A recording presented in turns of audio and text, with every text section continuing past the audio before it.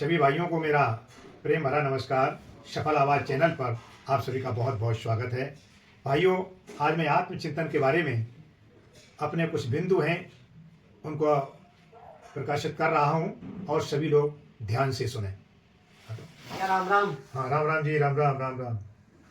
हाँ दिनेश जी, हाँ, आप कल मुझसे कह रहे थे, कुछ पूछ रहे थे आत्मचिंतन के विषय में, तो चलो आज बैठते हैं और आत्मचिंतन के बारे में आपका क्या प्रश्न है वो हम आप आज बात। भाई साहब, आपसे एक मेरा प्रश्न है।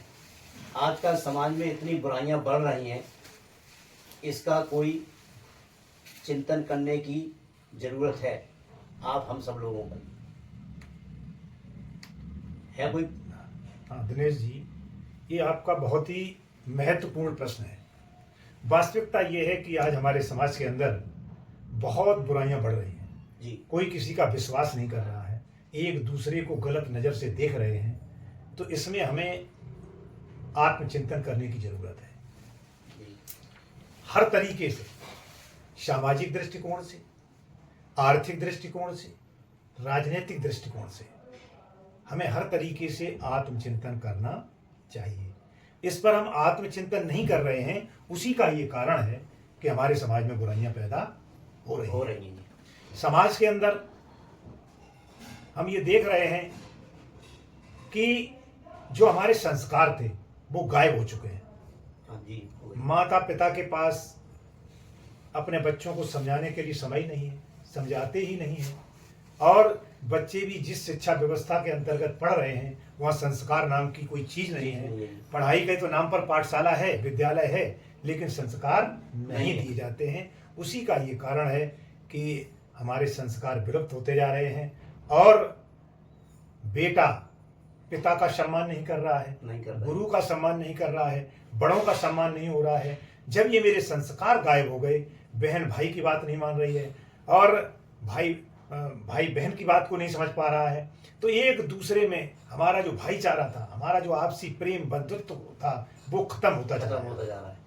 तो ये बड़ा ही आत्मचिंतन करने की जरूरत है। इसी तरीके से आर्थिक होड़ में, इसमें भी आदमी अपने कमाई के चक्कर में फंसा हुआ है। वह घर परिवार को नहीं देख पा रहा है, न देखने की कोशिश कर रहा है। किसी भी अनैतिक तरीके से मेरे पास पैसा आ जाए, बस उसे पैसे की चिंता है। चाहे जिस क्षेत्र में आप चले जाइए, हमने ये देखा है कि छोटे छोटे धंधा करते हैं, हलवाई है तो वो सोचता है कि इसमें कितनी ही हम गिरावट कर लें लेकिन पैसा मिल जाए हमें, कितना भी नकली बेच लें। दुकानदार है, वो सोचता है कि नकली अपनी सौदा बेच लें, कम तोल लें या किसी तरीके से हम ग्राहक को फंसा लें। तो ये क्या है? ये हमारे संस्कारों की ही कमी है और वो पैसे के चक्कर में हर तरीके से गिरता हुआ चला जा रहा है आदमी। आप सरकारी विभागों में चले जाएं, वहाँ पैसे के चक्कर में रिश्वतखोरी, भ्रष्टाचार पनपता चला जा रहा है, कोई देखने सुनने वाला नहीं है। और यहाँ तक हमारे जो शासन व्यवस्था को चलाने वाले जो राजनीतिक दल हैं, वो भी पैसे के चक्कर में अपने ठेकेदार बनाएंगे, अपना पैसा कमीशन लेंगे, किस तरीके से लें। तो जब उन्होंने अपने संस्कार गायब कर दिए तो वो संदेश जनादेश सीधा जनता में चला जाता है और जब जनता में जनादेश जाता है तो संस्कार हमारे विलुप्त होते हैं। ये आर्थिक दृष्टिकोण में आप देखते हैं पूंजीवादी व्यवस्था अभी होती चली जा रही है। इसमें नीचे स्तर के, नीचे पायदान के व्यक्ति को नहीं देखा जा रहा है, जबकि हमारा संविधान ये कहता है कि हमारे आर्थिक संपन्नता हर किसी के पास होनी चाहिए, नीचे स्तर पर भी जानी चाहिए। तो नीचे के छोटे उद्योग धंधे और ये सब समाप्त किए जा रहे हैं।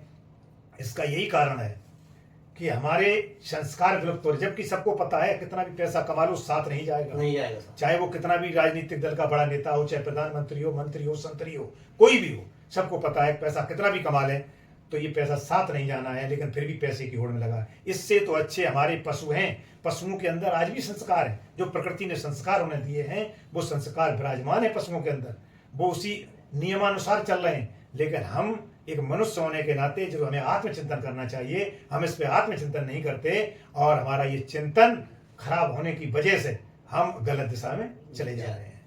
राजनीतिक दृष्टिकोण से भी हमारा देखिए आत्मचिंतन बहुत गड़बड़ है, क्योंकि आज हम देख रहे हैं हमारे बड़े बड़े राजनेता जिनका आत्मचिंतन इतना गड़बड़ है, वो दुहाई तो देते हैं, बड़े बड़े मंचों से भाषण तो देते हैं, उनका हर वक्त झूठा भाषण। एक नेता की बात नहीं कर रहा हूं मैं, तो सबको देख रहा हूं, एक तरफ से सब अपना अपना अलग अलग राग अलाप रहे हैं, कोई ज्यादा को तो कोई कम। लेकिन जो सर्वे सर्वा होता है जो सत्य संपन्न होता है, जिसके अनुसार देश चलता है, जब वही झूठ बोलता है तो जनता क्या करेगी? जनता उससे भी ज्यादा झूठ बोलेगी। इसीलिए ये झूठ का वातावरण है, जो आपने कहा कि वातावरण खराब हो रहा है समाज का, वो इसका यही कारण है। क्योंकि कोई सही बात है ही नहीं, कोई भी आंकड़े सही पेश नहीं किए जाते, किसी भी प्रकार की कोई सही बात बताई नहीं जाती, झूठे जनता से वादे किए जाते। जब वादे झूठे होंगे, कोई आंकड़े सही नहीं होंगे और उस पर कोई आत्मचिंतन नहीं होगा, अगर कोई सही बात कहेगा तो उसको हम हथकड़ी लगवा देंगे, बंद करवा देंगे। तो ये आत्मचिंतन करने का विषय है और ये आत्मचिंतन हमारा करना बहुत जरूरी है। पहले हमारे ऋषि मुनि बड़े बड़े जो हुआ करते थे, आत्मचिंतन किया करते थे। जो सामाजिक दृष्टिकोण पर जो चलने वाले लोग थे, वो आत्मचिंतन करते थे, शोध करते थे कि हमारे समाज में बुराई कहाँ से पनप रही है।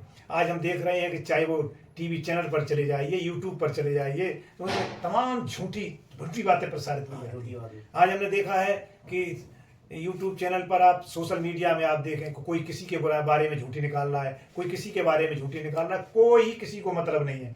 न कोई सरकारी कोई ऐसा तंत्र है जो इस झूठ को छुपाए, मतलब समाप्त करवाए, क्योंकि सरकारी तंत्र स्वयं झूठ बोलता है तो दूसरे को क्या कहेगा?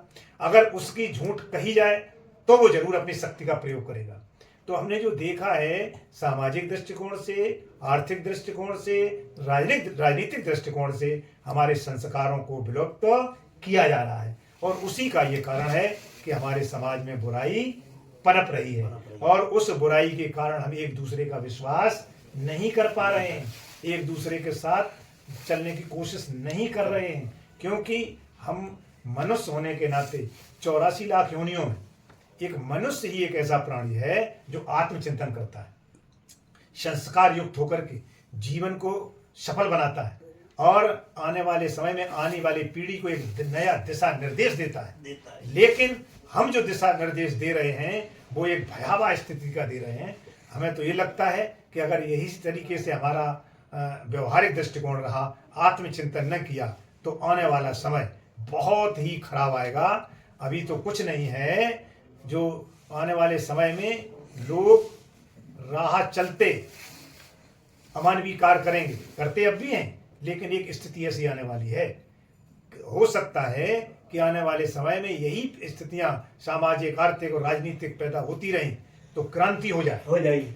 आज नहीं तो 10-20 साल, 50 साल बाद ये निश्चित होकर रहेगा अगर हमने आत्मचिंतन न किया। आइए हम सभी समाज के भले लोग इकट्ठे हों, सामाजिक जो भी समाज का रहने वाला, चाहे वो छोटा हो या बड़ा हो, आत्मचिंतन करे और वो आत्मचिंतन हमारा सामाजिक भाईचारा, बंधुत्व का हो।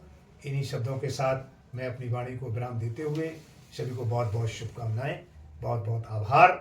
और मैं ये और अनुरोध करूंगा कि हमारा जो चैनल है सफल आवाज़, इस पर आप जरूर इस पर चिंतन करें और मेरी बात को फॉलो करें, समझें, सब्सक्राइब करें।